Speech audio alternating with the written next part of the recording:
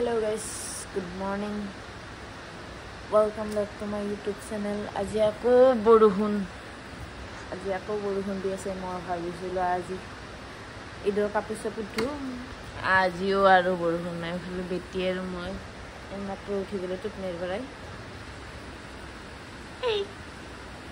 চুলি চা গাইছ, চুলি কি থিয়া চুলি যেনেকুৱা থিয়া আৰু খঙো সেনেকুৱা পুৰা মস্ত খং। চাওঁ আৰু যদি ৰ'দ দিয়ে কাপোৰ ধুব লাগিব, কাৰণ ঈদ আহি আছে যিহেতু সোমবাৰেতো ঈদ আহি পালেই, সেইকাৰণে আৰু ভাবি আছোঁ কি কৰোঁ। গাইছ কি বৰষুণ মাৰি আছে, পূৰা ধাৰাসাৰ বৰষুণ এৰাই নাই, পূৰা নন ষ্টপ। আৰু যি ঢেৰেকনি মাৰে পূৰা ভয় লাগি যায়। যি জোৰকৈ ঢেৰেকনিও মাৰিছে আৰু পূৰা বৰষুণ দি আছে। বানপানী এজনকৈ এটা আমাৰ ইয়াতে পানী ভৰ্তি হৈ গ'ল। নাজানো আজি বৰষুণ আহিব না দিনটো বৰষুণ দিব যেনে লাগছে গোটেই দিনটো।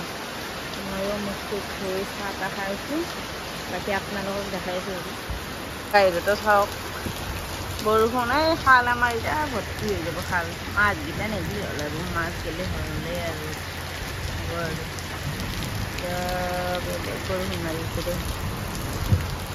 মই ভাবিছোঁ আজি ঈদৰ কাপোৰ চাপোৰ ধুম চিছে আৰু আজি ক'ত ঈদৰ কাপোৰ ধুম, আৰু ক'লাকৈ আহি গৈছে আৰু বৰষুণ আহিব। এতিয়া কি কৰিম আৰু উপায় নাই আৰু। বেটিক মই এতিয়া টোপনি মাৰি থৈ দিছিলোঁ আৰু 5 মিনিটত টোপনিৰ পৰা উঠি গ'ল।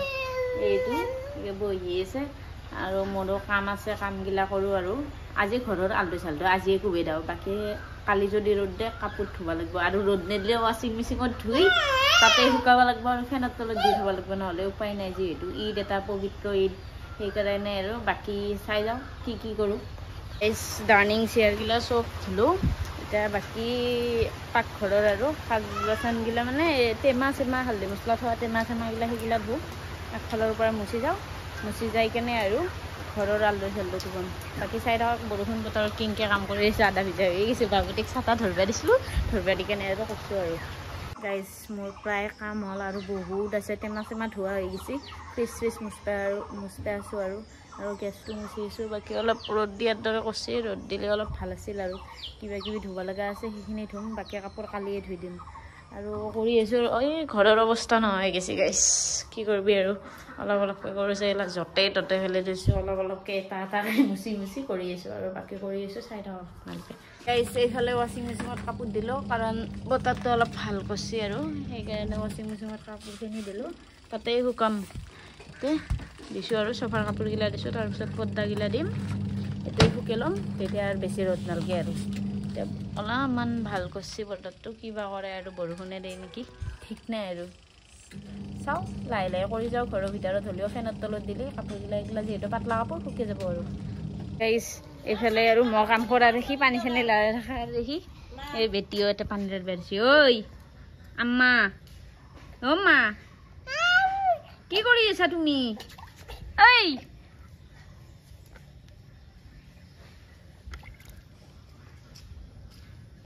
তাইও পূৰা পানী লাৰি আছে, কাজাল চাজাল অলে চলে শেষ কৰি দিছে, কাজাল মুখত। তাই নিজে এতিয়া ধুই আছে আৰু মই কাপোৰ ধুই আছোঁ। এইফালে কাপোৰ এতিয়া অঁতাই আছোঁ আৰু সেইকাৰণে শুকাম।